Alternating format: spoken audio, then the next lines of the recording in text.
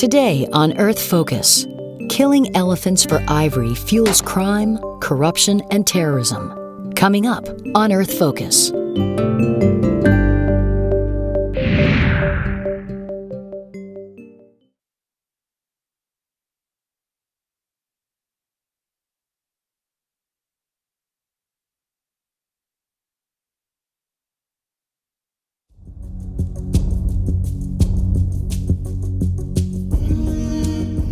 For more than 2 million years, wild elephants have been living in the savannas and forests of Africa. They were once plentiful, as many as 5 million on the continent back in the 1940s. African elephants are the largest land animals on Earth, and one of the most intelligent. Their brain is similar to humans in structure and complexity. They feel emotions like grief and joy. They learn, play, display compassion and altruism. Some experts say they even have a sense of humor. Their primary predator is man, and because of man, they may soon be extinct. No one really even knows how many elephants are left in Africa. Some people think it may be as few as 300,000 animals, so we might be losing 1/6 of the continental population of Africa's elephants every year. In many countries in Africa, the elephant is already ecologically extinct.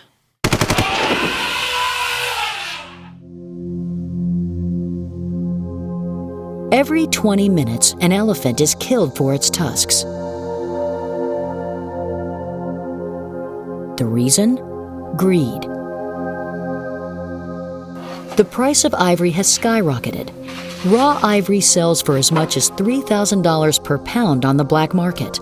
But the cost for humanity is unfathomable. Elephants may be gone in 10 years. The problem begins very simply with demand. And China drives the demand for ivory. China now is estimated to be 70% of the world's ivory market. There is a tradition of ivory carving, but also, of course, the massive growth of the Chinese economy. Around 300 million people make up China's middle class today. That's more than the population of the United States, and they are looking to spend their money on luxury goods. Ivory has particular appeal because of its long history in China. It has been carved there for more than 2,000 years, expressing many core Chinese cultural and traditional values. I think in some cases people are speculating in ivory as almost like a currency that they can invest in for the future. You walk through Beijing and in some of the stores you see ivory mantelpiece, exquisite carvings going for like $50,000 US, $60,000 US. But in addition to that, you have things like chopsticks, bangles that people wear, small carved items. All these things are made from ivory, and unfortunately they are still in popular demand in China. The United States of America is probably the number 2 destination for illegal ivory after China. Europe, Vietnam, Thailand, Malaysia, and the Philippines also have substantial illegal ivory markets. Ivory has been used in the same way that blood diamonds has been used in West Africa. It's been used by insurgent and militant groups as a source of financing. One group cashing in on illicit ivory is Joseph Kony's Lord's Resistance Army, or LRA, which sprang to life in 1988. Kony is an aggressive Messianic warlord wanted by the International Criminal Court for crimes against humanity. Kony leads a fierce band of a couple hundred remaining fighters who originated from northern Uganda, but who now predate throughout Congo and Central African Republic up into the Sudans. And they commit mass atrocities. They'll take their machetes and systematically take apart a mother and feed her to her children. The LRA killed tens of thousands, displaced almost 2 million people, and abducted over 60,000 children. They turned girls into sex slaves and boys into child soldiers. The LRA supports such atrocities by poaching elephants and trading ivory. Much of Kony's ivory comes from Garamba National Park in the Democratic Republic of the Congo. Garamba is considered to be at the end of nowhere. It is one of the last wild habitats. The LRA raids the 1,900 square mile park with impunity and trades ivory for arms, ammunition, food, and cash. Their trading partners include the Armed Forces of Sudan. Sudan is a country designated by the U.S. government as a state sponsor of terrorism.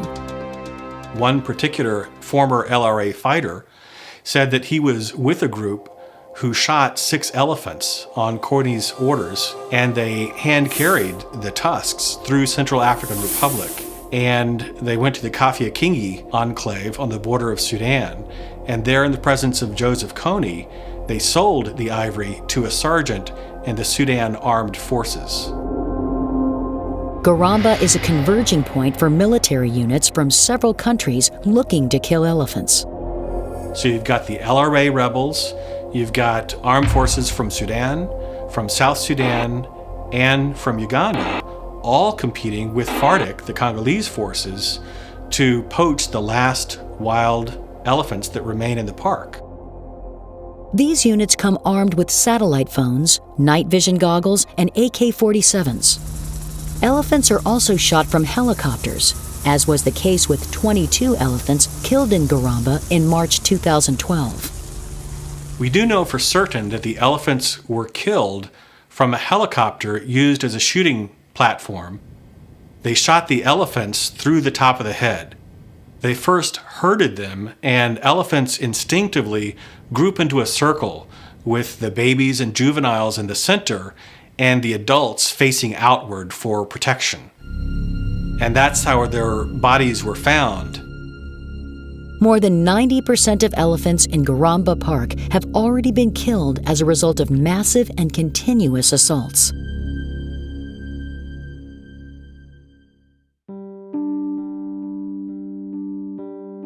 It's well understood that elephants have a sense of mortality. They understand that a carcass of, say, one of their family members has had its trunk cut off and its tusks are no longer there. They will go to an elephant that's died. If the tusks are there, they will remove them from the carcass and pass them around frequently and carry them off into the bush, for example. So they're cognizant, they are communicative, they're sentient, they're extremely intelligent, they have a great memory, it's not just a cliche. So they suffer. Elephants are hugely matriarchal herds. You've got grandmothers and daughters, granddaughters, aunts, nieces, all living together. The minute you allow those herds or individuals in those herds to be killed, you're decimating the entire fabric of that elephant society. Usually the larger animals are killed for ivory first. The social unrest, the disturbance of their complex social systems, completely upset. So even if there are numerically several hundred elephants in an area, when a biologist looks at them, they frequently see juveniles and subadults running around aimlessly and without leaders. What is likely the worst elephant massacre on record took place in Cameroon's Boubenjida National Park in early 2012. Arabic-speaking horsemen from Sudan, armed with AK-47s, machine guns, and rocket-propelled grenades, killed 650 elephants, more than 60% of the park's population over a bloody 3-month period. Among the dead were newborns, calves, and adults, many still alive as their tusks were hacked off. We were the first NGO on site in the park when the animals were slaughtered. The evidence gathered in the Cameroon case was linked to Sudanese militia, i.e. the Janjaweed.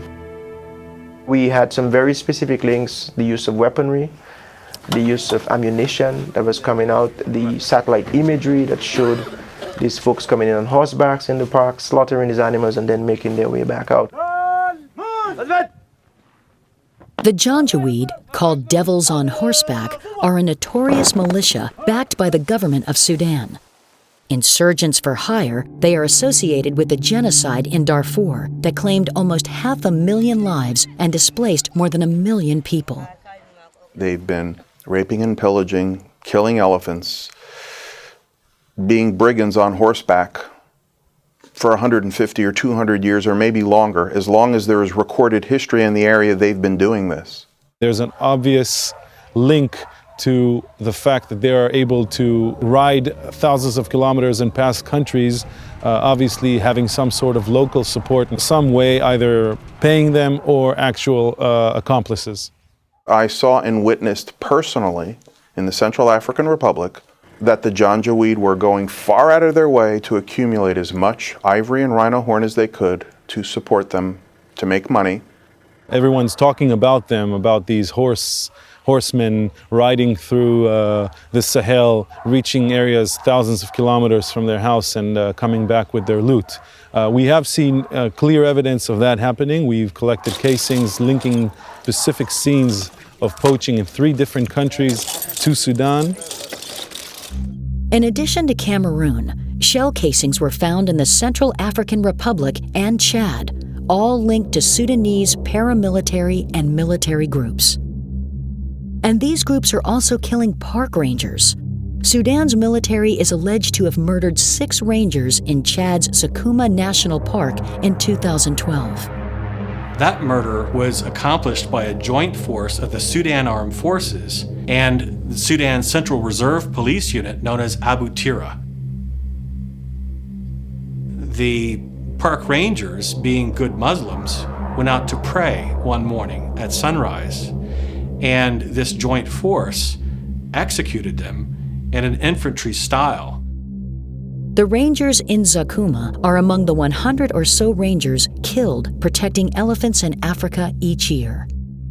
These guys put their lives on the line, and many of them until very recently were operating with, broken down rifles, no pensions, no mechanisms, no clear mechanisms in place to take care of your family if the primary breadwinner dies.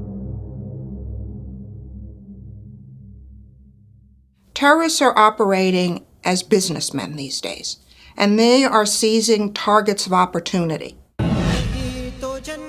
Al-Qaeda affiliate Al-Shabaab is an example. Al-Shabaab is built out of former warlords. Their profession is trafficking. If it's not in ivory, then it's in weapons, in narcotics, in fuel, in goods, in timber, in charcoal. The U.S. designated terror group based in Somalia was responsible for the September 2013 attack on the Westgate Mall in Nairobi that killed 67 people, and for the death of over 140 in the April 2015 attack on Kenya's Garissa University.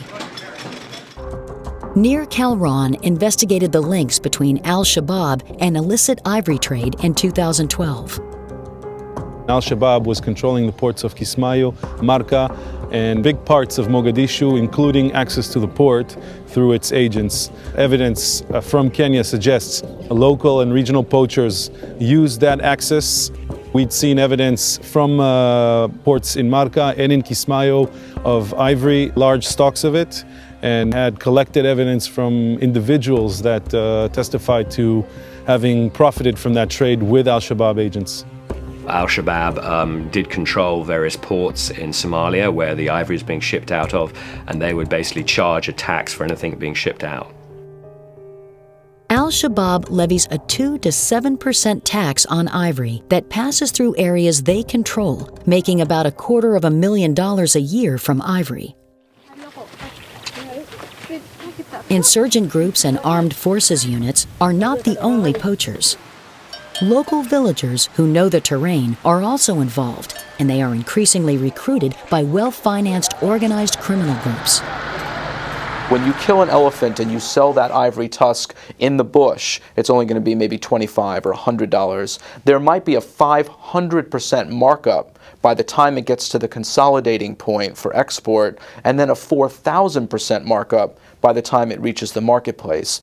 It's the middlemen and the people on the other end, on the demand side, who really are becoming rich off of this. Even though the poaching might happen at sort of the bush level, a very gritty way, Very quickly you start moving up the chain to find very significant, powerful, and wealthy people controlling the trade. So you don't see animals killed on spec. There's always a buyer in place and the financing in place for it. And we see very, very little opportunistic killing of animals. The lure of high profits, easy money with little risk, makes ivory an attractive target for organized criminal syndicates. They're well integrated into the international financial system, into the international transportation systems. They're able to move significant amounts of product across very, very long distances. And they're well integrated with other forms of transnational organized crime. The same people who are doing this are international drug traffickers. They're international human traffickers. They have a long time experience in evading law enforcement, moving goods, having key facilitators of money and transport. They know where they need to go, they have buyers in place, and they're able to poach at really an industrial scale. That's a highly organized, highly efficient, organized crime network that is putting that type of operation together. Between 2009 and 2014, organized criminal networks moved an estimated 170 tons of ivory, the yield from 250,000 dead elephants. We estimate that there probably are less than 25 of these networks operating globally that account for a very large proportion of the trade. One of them is the Hay Savong Network, reported to be one of the largest transnational criminal networks to traffic wildlife. The U.S. Department of State offered a $1 million reward, the first bounty ever placed by the agency, for information leading to the dismantling of the network. Hay Savong is based out of Laos, and it's widely expected that they have the complicity of senior Laotian government officials, which is part of the reason why, despite a bounty, despite all the attention, despite all the investigative reporting, not very much has been done to really disrupt that network. Central and Eastern Africa are the current hotspots of elephant poaching. Africans are the trigger pullers and transporters of the ivory from the bush to urban centers where it's prepared for shipment from ports like Mombasa, Dar es Salaam, and Zanzibar. Asian criminal syndicates move the ivory through various transit points en route more often than not to China. We see hiding of ivory on the coffee, on the avocados. There's methods to conceal these products are very sophisticated. You might have a legal shipment in a giant shipping container that has 20 tons of capacity, and that 20 tons of capacity is filled with 18 tons of dried seaweed or stones or cashew nuts, a perfectly legal international commodity, but 2 tons of ivory smuggled in. To undertake this type of transaction requires bribery, requires paying people off at each link of the chain. You can't have that kind of poaching and that amount of ivory moving out of a country unless you have some very big players that are right near the top, that are protected people, that protect the people that are doing all that destruction. It's not uncommon for ministers, it's not uncommon for local governors to be involved. Corruption that extends all the way to the presidential level. The kinds of corruption that couldn't happen without presidential authorization from the presidents of Congo and Sudan and other countries as well. And therefore, there's no reason that the police will investigate this crime or that the courts will be prosecuting and judging any of the really high-level traffickers. So in most cases, the individuals are going scot-free because of high-level corruption. Only an estimated 10% of traffickers ever get caught, and for those that do, penalties are usually small. Massive numbers of elephants have been slaughtered for ivory before. 1970 and 1989, African elephant numbers fell from 1.2 million to around 450,000. That was more than half of the entire elephant population of Africa at that time. In the mid-1980s, the Environmental Investigation Agency, or EIA, an independent, non-governmental group, uncovered evidence about the scope of the ivory trade. They filmed secret Chinese ivory carving factories in Dubai. Raw ivory was being partially carved there to avoid export permit costs when it was shipped to Asia. There's 60 carvers working 16 hours a day carving ivory, and there were bags of ivory stacked 10 feet high. And those operations in 3 years went through 1,000 tons of ivory. The EIA identified 3 Chinese and 1 Kenyan syndicate involved in the operation. These findings helped build momentum for the 1989 international ban on ivory trade by the Convention on International Trade in Endangered Species, or CITES. When you have a global, uniform, and unequivocal prohibition on the trade in elephant ivory, a number of things happened. The prices for ivory drop because the market dries up, and the market dries up because it becomes taboo to have this illegal product. And when the market dries up, there's a disincentive to poach elephants and kill them for the ivory. After the CITES ban, elephant populations began to stabilize. And everyone said there's elephant babies everywhere. And it was like a genuine miracle where the dramatic decline of these magnificent animals was stopped. But what happened after that was that southern African governments, namely Botswana, Namibia, and Zimbabwe, put incredible pressure on CITES parties to reopen a quote-unquote limited ivory trade, allowing stockpile sales from stockpiles in those 3 African governments to one approved trading partner, Japan. That trade from the southern African countries to Japan started to lead to an increase in poaching again. In a controversial move in 2008, CITES authorized a second sale of stockpiled ivory to Japan and China. Once China became involved, poaching skyrocketed. The allowing sale by CITES of legal ivory to Japan and China, all the evidence shows that was a catastrophic blunder. Ivory in African government stockpiles is confiscated or comes from culled or naturally deceased elephants. Its sale is legal, but legal ivory creates a stream of commerce in which illicit ivory, or ivory from poached elephants, conceals itself. The loophole in CITES was that it only banned international ivory trade, not domestic trade or trade within a country's borders. What happens is that the smugglers can easily get the ivory into China or Japan, and it's de facto legal. These terrorists kill animals so they can get money to kill people. The combination of these 2 evils, the killing of endangered species and innocent civilians to further radical terrorism, is an international threat. There is a real groundswell of concern about this issue, the likes of which I haven't seen in the 23 years I've been doing this work. It is wrong that children growing up in countries vulnerable to wildlife crime are losing their birthright in order to fuel the greed of international criminals. This is not just about elephants. It is about human beings, about governments trying to control their own territory, trying to keep their people safe, as well as protect their cultural and environmental heritage. Wild Aid, a nonprofit conservation group, is working to curb consumer demand for ivory. A number of international celebrities joined the campaign. If you buy elephant ivory, you may be part of a criminal gang. A gang of ruthless killers. A gang of smugglers. And corrupt officials.